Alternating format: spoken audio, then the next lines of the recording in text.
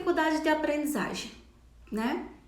Quem aqui não teve ou não teve um aluno, ou até a pessoa mesmo pode ter tido dificuldade de se alfabetizar, dificuldades de estar em algum momento da vida, algumas dificuldades de aprender algo, né? Esse aprender algo, ele diz de que de repente você aprende, eu quero aprender a andar de bicicleta. Você passa por, às vezes, algumas dificuldades. Se você não teve uma boa iniciação de coordenação motora, você pode ter uma dificuldade de equilibrar, dificuldades de repente, como a gente diz, direcionar o guidão de coordenação motora. Esse é uma dificuldade que, a partir dessa dificuldade, está envolvendo a aprendizagem. Sim, só que é uma aprendizagem que você precisa ter uma habilidade para andar de bicicleta, tá? As dificuldades de aprendizagem relacionadas à parte cognitiva, aí elas têm uma outra dimensão, que ela não vai ser caracterizada como transtorno ou como distúrbio. Então, muitas vezes, algum professor diz assim, olha, diz para a mãe, né, no caso, mãe, o seu filho tem dificuldades, está com dificuldades para ler e escrever. Ele não está conseguindo ainda aprender. A turma está no ritmo e ele está em outro, tá? Quando o professor falar isso, num determinado momento, no primeiro momento, o pai ou a mãe, eles podem ficar... O que ela quis dizer? É comum, porque isso é uma linguagem nossa da área pedagógica, né? Da área pedagógica, mas ao mesmo tempo nos vem uma indagação. Como explicar com mais propriedade, com mais na linguagem da mãe, essa dificuldade, né? Então, para sabermos disso, claro que às vezes a criança, dessa dificuldade, ela pode levar para um transtorno, ou ela já pode vir, a dificuldade pode vir decorrente de um distúrbio e que ocasiona essa dificuldade. Então, vamos lá. As dificuldades de aprendizagem, elas estão diretamente ligadas, tá? Diretamente ligadas à parte de aquisição de leitura e de escrita. Isso quer dizer que dificuldades e problemas de aprendizagem, eles na verdade, eles seguem eu digo que eles seguem um mesmo sinônimo, eles são sinônimos. Então, eu posso dizer dificuldades de aprendizagem ou posso falar também problemas de aprendizagem. Aí, ele é ocasionado por fatores pedagógicos, como diz Souza, ou pode ser sociocultural. Como é isso, Maria Dantas? Não era só de leitura e de escrita? Sim, de leitura e de escrita. Porém, tá? Porém, no momento em que eu tô lá na leitura e na escrita, no momento em que eu estou trabalhando essa parte, potencializando essa parte de estar trabalhando a dificuldade de aprendizagem da criança, então eu tenho aí algumas coisas envolvendo. Essa criança, ela pode estar com dificuldade de aprender a ler e escrever por uma questão de estar envolvendo sentimentos, alguma situação conflituosa de sentimentos na família. Esse caso, a dificuldade de aprendizagem, ela vai estar motivada por esse sentimento da família. Ela pode também estar com dificuldades relacionadas à parte justamente de nós estarmos vendo a parte de autoestima. De repente ela está no momento da vida em que está com a autoestima prejudicada e isso vai afetar a dificuldade de aprendizagem dela. E ela pode também, né, ser por uma questão de metodológica. De repente o professor, ele está trabalhando com um aluno e aí a metodologia que o professor está usando, o método que ele está construindo para dar aula não está sendo viável. Então, o que acontece? Essa criança não aprende com a metodologia que o professor dá. Então, isso causa justamente uma dificuldade de aprendizagem. Então, trocando em miúdos, dificuldades de aprendizagem é quando está relacionado à parte, na nossa visão, a dificuldade de aprendizagem, ela vai estar relacionada diretamente a essa parte cognitiva mais momentânea, que pode ser porque o professor não está ensinando direito, ele não está absorvendo aquela metodologia, o professor vai ter que trocar, né? Pode ser também potencializado por uma questão de sentimentos, uma separação, de repente os pais estão no processo de divórcio, brigas em casa, a morte de um familiar.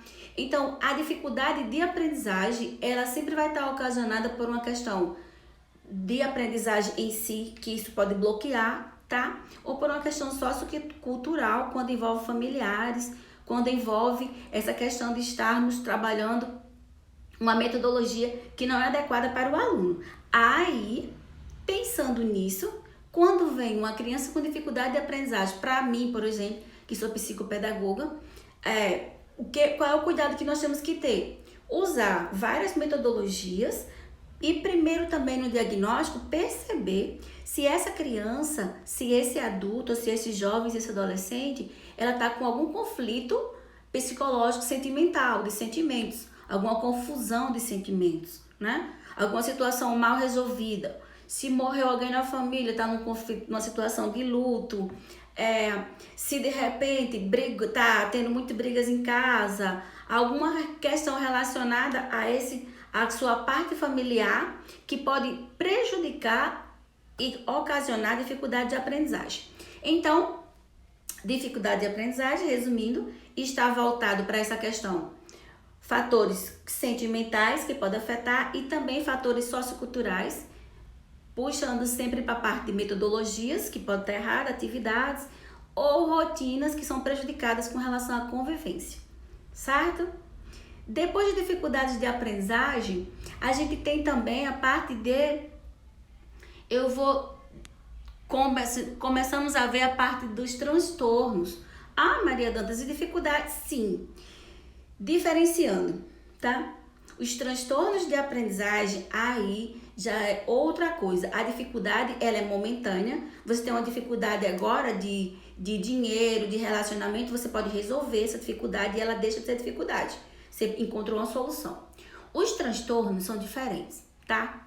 Os transtornos de aprendizagem, aí, eles são ocasionados por fatores psicológicos, diretamente psicológicos, tá? Diferente do problema de aprendizagem que a gente viu, que pode ser motivado também por fatores sociais, socioculturais, e o aluno pode ser prejudicado, por exemplo, em virtude do professor trabalhar uma metodologia, que essa metodologia não é adequada para aquela criança, né? Como, eu não sei se vocês sabem, mas nós aprendemos de 3 maneiras, as 3 maneiras mais básicas. Nós somos auditivos, aprendemos ouvindo, né? Visuais, aprendemos visualizando, vendo, ou sinestésicos, que aprendemos sentindo. E algumas pessoas têm que ter os 3 recursos para poder aprender. Então, a dificuldade de aprendizagem pode ser decorrente daí. Perfeito. Ponto 2. Os transtornos de aprendizagem. Os transtornos de aprendizagem, de acordo com a OMS, que é a Organização Mundial da Saúde, né? A Organização Mundial da Saúde, ela tem uma classificação para essa parte das doenças, sejam elas mentais, psicológicas, crônicas ou patológicas. E aí, ela diz o seguinte, que os transtornos de aprendizagem, eles são na verdade um comprometimento específico e significativo, tá? De que a gente vai estar trabalhando de acordo com determinada habilidade e saber. Então, o que acontece? O transtorno, ele acontece específico e com uma área, com um comprometimento. Por isso que existem pessoas que têm um transtorno de aprendizagem voltado para a escrita, mas ele tem uma linguagem bem desenvolvida, como o outro diz, é desenrolado na linguagem. Pode ser também, tá? Que essa criança, ela seja ótima em matemática, raciocínio matemático perfeito, habilidades de matemática bem trabalhada, mas nas questões de escrita, nas questões de ortografia, ela ter esse comprometimento. Por isso que diz que a OMS classifica, né? A organização OMS, a Organização Mundial da Saúde, ela classifica como sendo transtorno justamente isso. Quando uma parte é comprometida especificamente em um aprendizado, em uma habilidade. Então, uma criança que tem transtorno de aprendizagem voltado para a escrita, para a interpretação, tá? Ela vai precisar de mais recursos, ela vai precisar de mais empenho do professor, do adulto, de quem está direcionando o processo de aprendizagem, porque esse não é uma dificuldade, é um transtorno. Então, o que a gente percebe?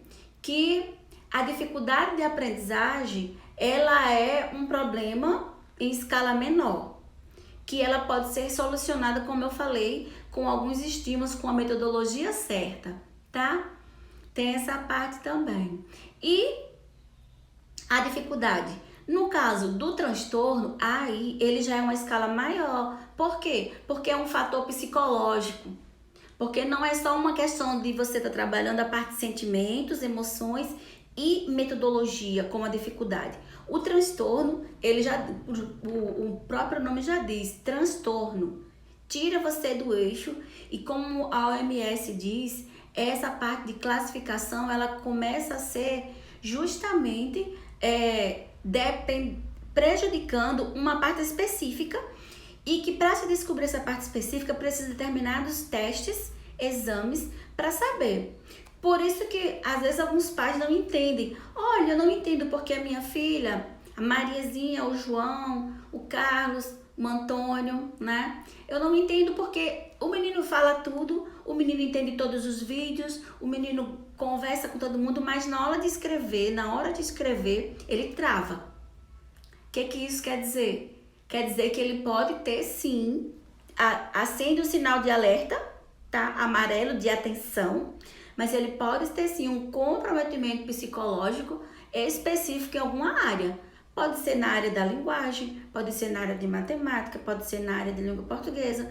Então, que a gente fique atento, a partir do momento em que as crianças elas começam a falar, elas começam a desenvolver a linguagem e vão para a escola, é que esses transtornos começam a aparecer. Então, que nós possamos ficar atentos a essa questão de estarmos trabalhando justamente isso, tanto você que é mãe, que é pai em casa, como a gente que está na escola, falando como professora, como a gente que está na clínica, falando como psicopedagoga, né? Então, a gente precisa ter esse direcionamento e perceber essa especificidade.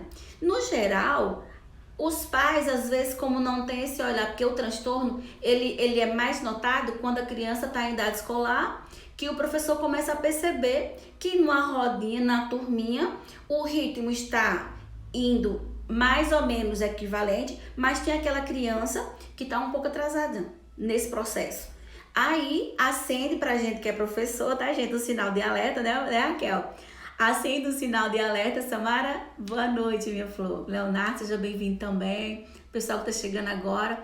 Acende o sinal de alerta para a gente, porque a gente vê que tá precisando ali de um novo olhar. Aí é onde vai se estudar. Se ali eu tenho uma dificuldade de aprendizagem ou se ali eu tenho um transtorno, tá? Então vamos lá. O transtorno, ele também está relacionado a essa parte de como é que eu vou classificar? Maria Dantas, como eu sei o que é um transtorno? Qual a diferença do comportamento? Ainda sobre transtornos, vamos lá. Precisamos conversar mais um pouco sobre isso, né? A dificuldade, como eu trabalhei antes, vocês já viram que era justamente uma parte de nós estarmos trabalhando.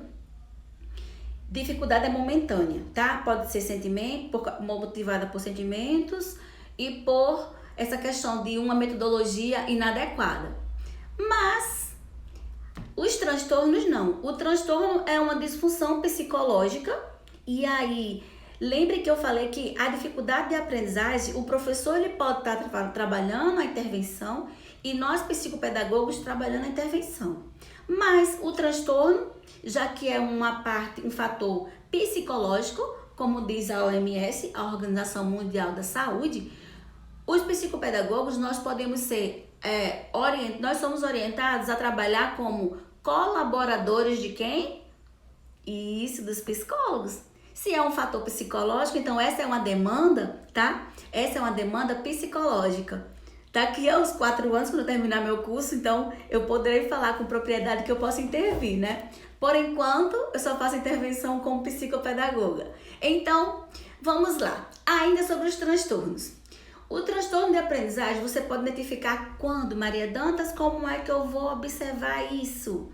Justamente, gente, quando você vê que a criança ela é muito inquieta com relação às partes de aprendizagem, ela apresenta inquietação na sala de aula, ela apresenta desinteresse. Não é que a aula esteja desinteressante, mas é porque como tem essa questão de ela tem essa dificuldade realmente, ela não consegue acompanhar, então ela vai ficar inquieta procurando outra coisa para fazer.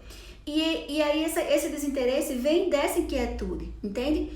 E aí essa criança, ela pode estar dando vários sinais com relação a TDAH, que é TDAH, para quem está chegando, para quem não é da área de pedagogia e de psicopedagogia, transtorno, tá? TDAH, transtorno de déficit de atenção e hiperatividade.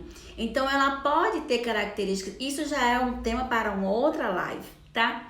Ela pode ter características de TDAH, fobia social, que aí também é uma questão psicológica, que você sabe que na fobia social a criança ela pode se fechar, que você diz, ela é tímida demais, ela não interage, pode ser uma fobia social, tá?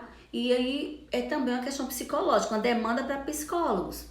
Transtorno desafiador opositor, que aí é aquela criança que sempre, aquele aluno que você tem, que sempre te desafia, que nunca concorda com o que você coloca. E em casa, no caso das crianças, a gente começa a observar justamente essa parte da criança que não aceita um não, que tá sempre ali. Então, o transtorno desafiador opositor, ela pode ser também mascarada, pode ser uma das questões relacionadas ao transtorno de modo geral, tá bom? Então, dentro disso, a gente também tem o transtorno da fala. Essa criança que ela pode ter dificuldades de aprendizagem por apresentar o transtorno de linguagem ou o transtorno da comunicação, o transtorno da fala. Quando a criança ela demora a falar, observem isso os pais, por favor, principalmente as crianças que são em idade de estar aprendendo, desenvolvendo a fala, agora a linguagem.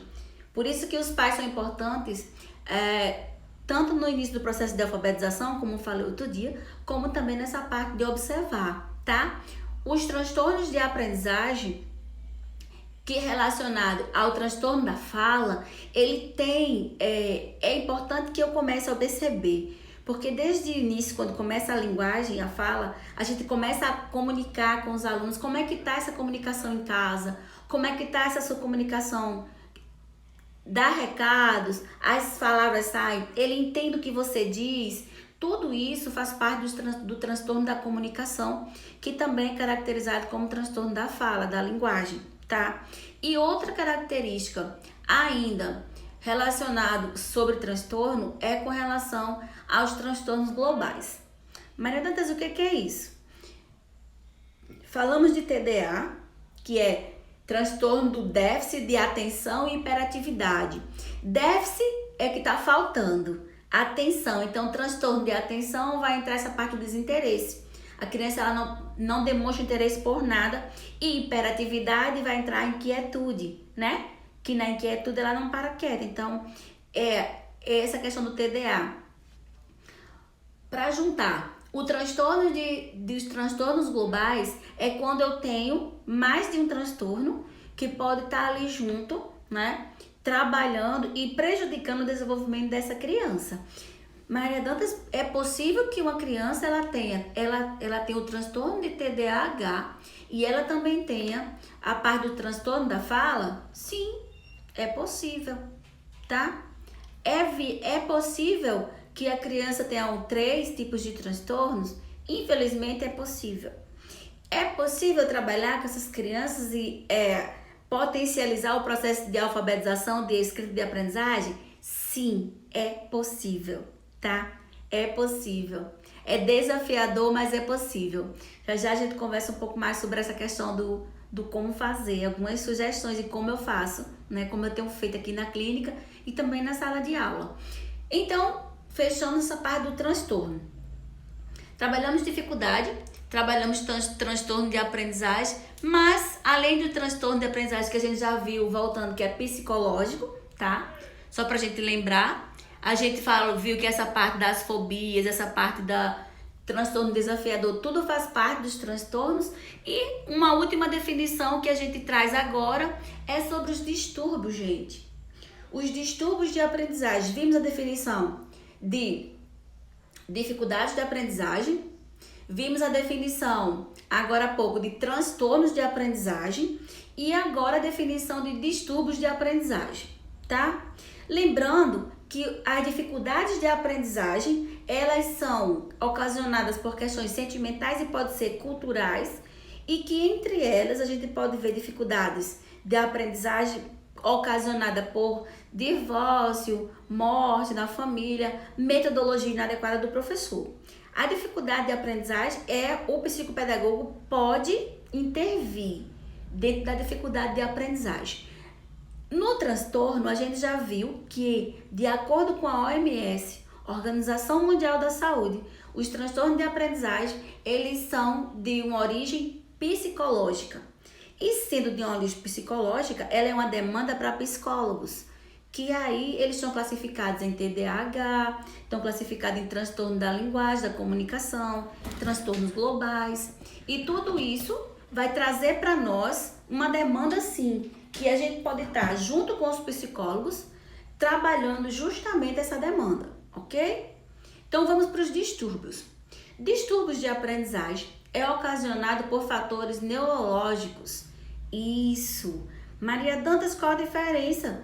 Porque o transtorno a gente viu que era ocasionado por um fator, justamente pelo fator psicológico.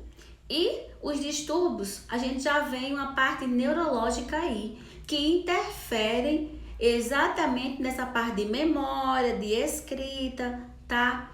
E dentro disso atrapalha e faz com que prejudique, traga dificuldades de aprendizagem para o desenvolvimento cognitivo desse aluno, dessa criança. Então, atenção pais de plantão, atenção professores, né? O meu colega Jacob, que é psicopedagogo, que está com a gente, a Francilene, tá? Todo o nosso carinho. E aí, olha só, o distúrbio, esses são mais comuns, que a gente encontra mais, mas às vezes o professor ele caracteriza como sendo dificuldade e ele ainda não reconhece como sendo distúrbio e às vezes acaba aqui trabalhando de maneira não acertada com relação a essa parte de intervenção pedagógica ou psicopedagógica, tá? Então, os distúrbios de aprendizagem, eles são classificados, os mais comuns, tá? Que eu trouxe aqui três que nós não vamos nos deter neles, que isso já seria um tema para uma outra live, trabalhar só dislexia.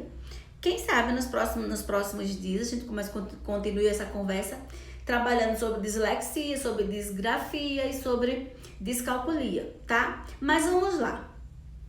Distúrbios ocasionados por uma parte neurológica. Maria Dantas, como que é isso? Olha, o nosso cérebro, aí já vai entrar a neurociência, que aí vai entrar também, né? Tem algumas alunas minhas aqui que são do curso de pós-graduação da FMB, da parte de neuropsicopedagogia, né? Que eu dei aula. E a gente vai entender que a neurociência diz que o nosso cérebro, ele é dividido em algumas caixinhas, em algumas etapas. Vocês estão percebendo aí? Pronto, no slide, na minha logo aí, tem um cérebro, tá? Vou pedir para vocês agora, vou aproveitar esse recurso para explicar essa parte neurologicamente falando, tá bom? Então, o cérebrozinho aí da minha logo, aí onde tem Maria Dantas, aí em cima na parte verde do slide, né? O cérebro da gente, ele não é dividido esquerda e direita, e ele, além dessa divisão de esquerda e direita, ele tem outras divisões e que a gente não vamos nos aprofundar agora, mas que são responsáveis pela parte da leitura e que são responsáveis pela parte de matemática, são responsáveis, tem uma parte que é responsável pela parte de processar a informação, pela parte de interpretar, e que ao mesmo tempo essas informações se juntam para poder a gente entender e potencializar o processo de aprendizagem, ok? Então, só para ter esse entendimento, por isso que nessa parte de fatores neurológicos, o meu cérebro, esse cérebrozinho, o jeito que tá aí, vocês estão vendo, esse cérebro, tá? Ele pode estar comprometido na área que trata a linguagem, na área que resolve essa questão de leitura. E o que isso vai ocasionar, Maria Dantas? Vai ocasionar, gente, uma dificuldade de leitura, que vai ser potencializada e caracterizada como dislexia, tá? A dislexia, ela é quando eu fiz meu curso de psicopedagogia, o meu TCC, o meu trabalho de conclusão de curso foi sobre dislexia. E existe uns estudos que, assim, quando você faz uma ressonância, quando você tira uma parte do cerebral, né, que você faz a chapa, como diz a minha mãe, quando se faz uma ressonância, o que acontece? Você percebe que o cérebro do dislexo, ele tem uma falha nessa parte de compreensão, vamos dizer assim, de entendimento, de linguagem. Então, na dislexia, resumindo, porque isso já é, como eu falei, já é tema para outra live, é um distúrbio, a dislexia é um distúrbio ocasionado por fatores neurológicos, ou seja, o cérebro, ele está comprometido, essa parte de linguagem, de leitura, e o cérebro do dislexo, eu tive um aluno dislexo por 3 anos acompanhando aqui na clínica, e esse meu aprendente, ele não é como a maioria dos dislexos, eles trocam, eu vejo aqui distúrbios, a palavra é distúrbio, a gente tá vendo bonitinho, distúrbios, mas ele troca o D pelo T. Então, neurologicamente, o cérebro dele, aonde tem D, ele vai ler T. E ele escreve T, porque a visão dele, quando ele percebe a leitura neurológica que se faz, é isso. Então, a dislexia, ela ocasiona essa dificuldade na leitura, que também se manifesta na escrita, porque ele escreve do jeito que lê, né? E aí, isso causa um comprometimento, por isso que diz que dislexia, ele é um distúrbio neurológico, tá? Do mesmo jeito que a disgrafia, que vai trazer também essa parte de comprometer a escrita com relação a essa parte aí. Maria Dantas, e quem fala errado? Quer dizer que é disgrafia? Porque, por exemplo, quem fala problema, né? Quem fala claro, não necessariamente. Teria que ter uns exames, né, neurológicos, teria que procurar um neuro, do mesmo jeito que os transtornos que é psicológico, quem trata é o psicólogo junto com o neuro, os transtornos, os distúrbios, eles também devem ser, para se chegar a um laudo, para se chegar a um conceito de que o paciente ele é dislexo, tem disgrafia, tem que ter também esses exames mais apurados, esses testes voltados para a psicologia e para o neurologista, né? Melhor falando. Então, não necessariamente, tá? Eu posso ter dificuldades de aprendizagem agora, eu posso ter essa dificuldade de aprendizagem, problema de aprendizagem relacionado à escrita, tá faltando letra nas palavras, trocando letras, mas ela pode ser somente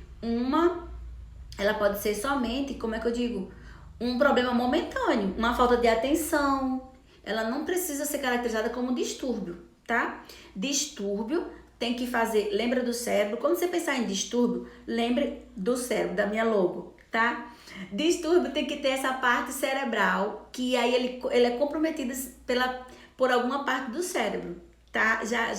Não vou dizer que já nasce com ele, porque de repente, alguns estudos aí dizem que já podem ser, se tem uma lesão, a questão de aquisição que afetou essa parte, pode também ser essa parte de potencializar. Mas temos também a descalculia. Dislexia, que por si só é um tema para outra live. Como eu falei, eu fiz um TCC, então tem muitas coisas para se estudar sobre. E as descobertas hoje, junto com a neurociência, também potencializam novas descobertas. Dislexia, no caso, a desortografia, que é esse comprometimento na escrita, e a descalculia, que é a questão de dificuldades na matemática. Maria Dantas, como é isso? É 2 mais 2?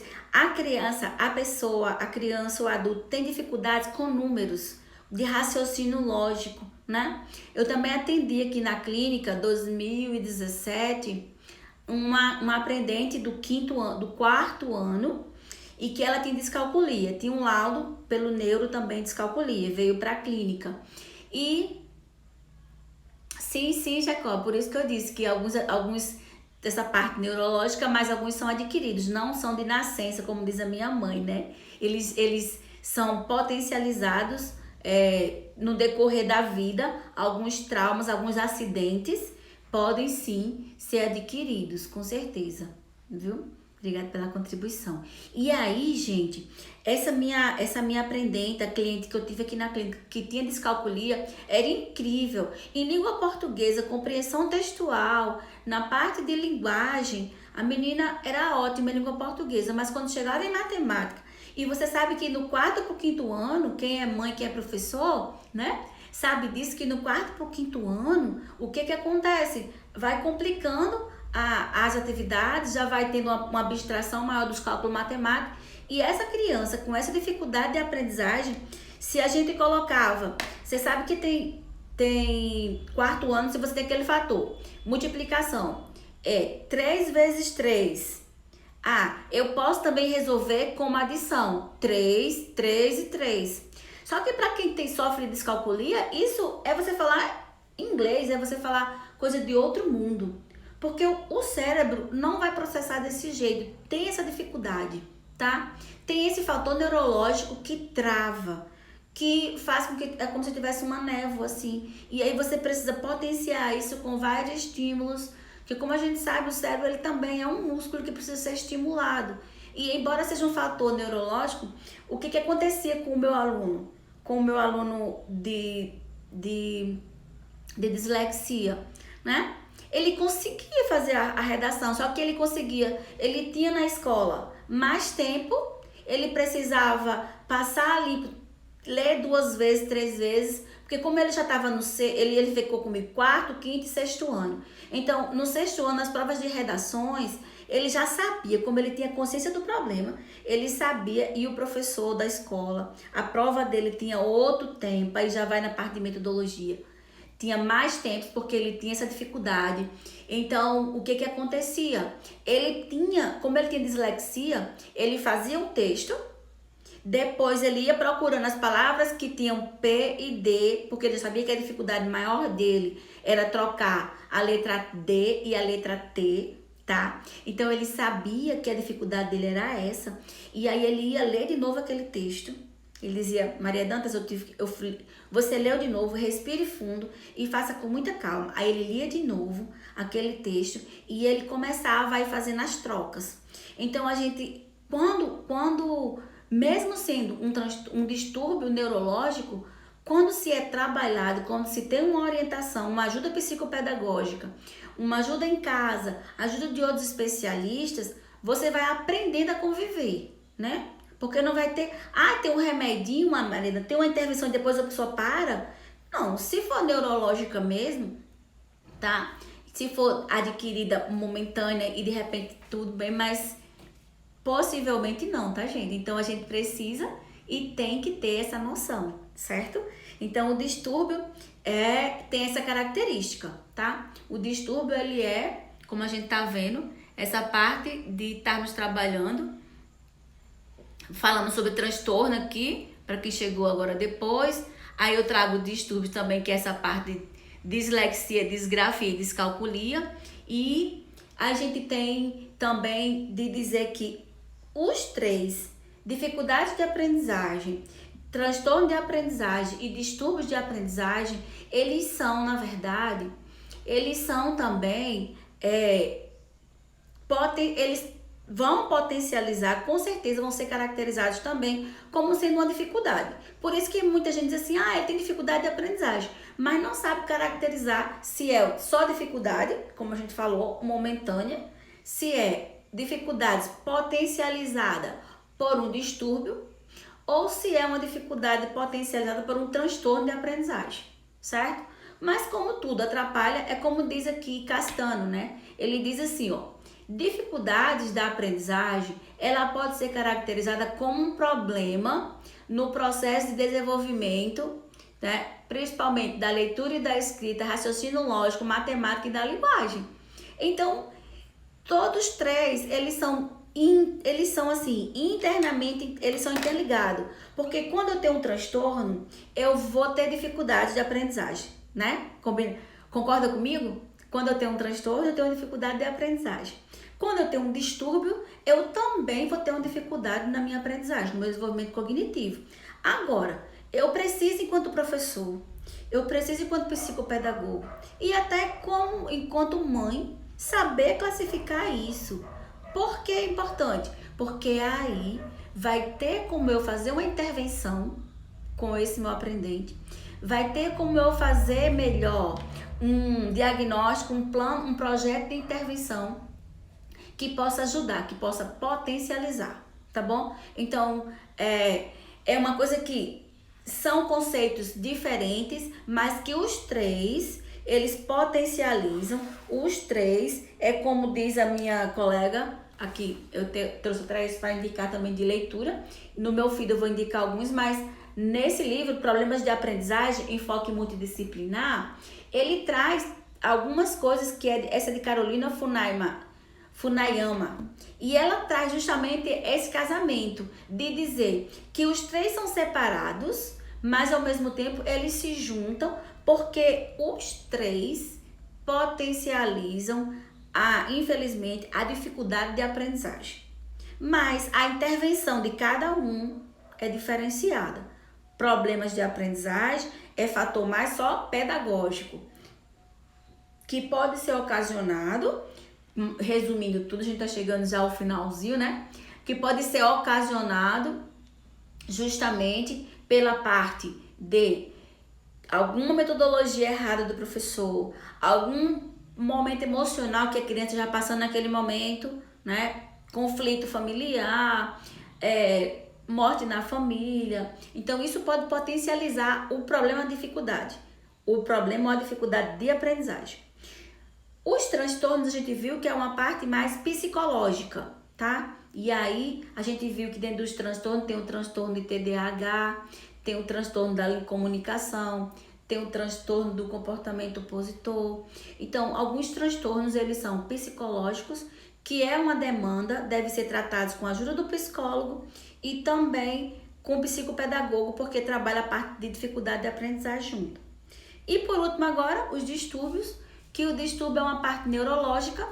A gente destacou 3, dislexia, disgrafia e descalculia, que também vão ser trabalhados, diagnosticados pelo neuro e pode ser organizado, ajudado na parte de aprendizagem pelo psicopedagogo, tá?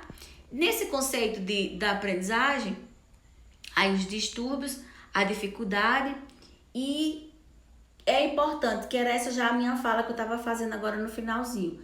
O que é importante que a gente saiba? Então, que a gente sabe, enquanto professor, que ao observar essas dificuldades, ao observar que a criança não está com atenção, desinteresse, desafiando todas as atividades, não querendo fazer, ao ver essa parte de dificuldades, chamar a família e organizar para que, de repente, ela procure uma ajuda de especialistas, tá?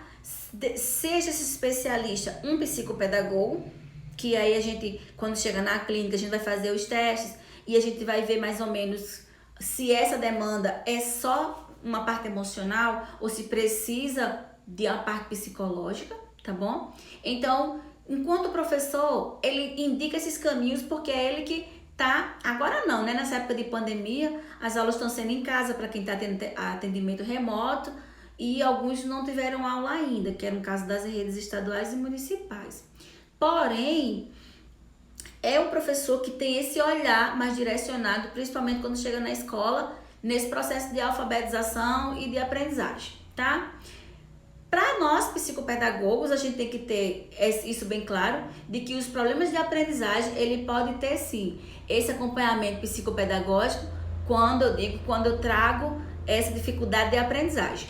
Mas os distúrbios de aprendizagem e os transtornos, eu volto a dizer que eles devem sim ser, uma demanda na verdade, ser atendidos inicialmente por psicólogos, psiquiatras ou de repente até os neuros, né? E o neuropsicopedagógico ou neuropediatra ou neurologista, eles vão fechar esse diagnóstico, vão classificar de acordo com a OMS, que é a Organização Mundial da Saúde, eles vão classificar e vão dizer se essa criança ela tem distúrbio, se tem transtorno. A partir desse diagnóstico é que vem a demanda volta pra gente, que é da psicologia, da psicopedagogia, tá? Para ajudar na intervenção. Por isso que eu coloquei aí, psicopedagogo ele é um complemento quando se trata de distúrbios e quando se trata de transtornos, tá? Aí a gente precisa, não dá para você afirmar, eu enquanto psicopedagogo, ou você que é psicopedagogo, afirmar e dar relatório dizendo que a criança ela tem distúrbio. Você pode de repente fazer os testes e sugerir que pelo que você observou tem característica dos distúrbios, indicar para a família, para a mãe, para o pai, encaminhar, né, orientar para que ela procure os especialistas, os psicólogos, né, de repente, se for um problema mais na fala, encaminha primeiro para o fonoaudiólogo. Então, essa equipe multidisciplinar, porque nós precisamos saber que nós temos o nosso quadradinho, cada um, e de repente todos se juntando para trabalhar essa questão. Partindo da família, psicopedagogo, professor, psicólogo, enfim, todos que necessitarem, tá? Então, eu creio que tenha colocado, se Deus se dá um valor, coloca aí um joinha, tá? Dizendo que valeu a pena. Esses slides, isso. A gente trabalha mais só com a intervenção, isso mesmo. A gente trabalha só mais com a intervenção porque a gente faz um relatório diagnóstico e começa a montar nosso plano de intervenção junto com essa parte. Por isso que eu disse, o psicopedagogo ele complementa esse trabalho, né? E eu quero dizer assim, de que essa nossa live, tá? Nesse novo formato, eu tava desde a semana passada estudando uma maneira de como trabalhar, agradecer a presença de vocês e dizer de que esse mês de maio nós vamos estar trabalhando só sobre a questão de inclusão. Eu deixei só pra gente trabalhar assuntos inclusivos. Esses slides eu vou salvar no meu feed, no Instagram, tá? Então, eu vou pedir para vocês comentar lá se gostou, se ficou mais alguma dúvida lá no feed, que os slides, a live eu vou deixar salva, os slides eu vou postar lá no feed do meu Instagram também, pra gente dar uma resumida e vocês, eu agradeço se vocês comentarem lá, tá bom? Pra gente tá ajudando outras pessoas, outras mães, outras pessoas a já trabalhar. Sim, Jacob, eu coloquei na minha pauta esse assunto da EJA, com relação à parte de EJA.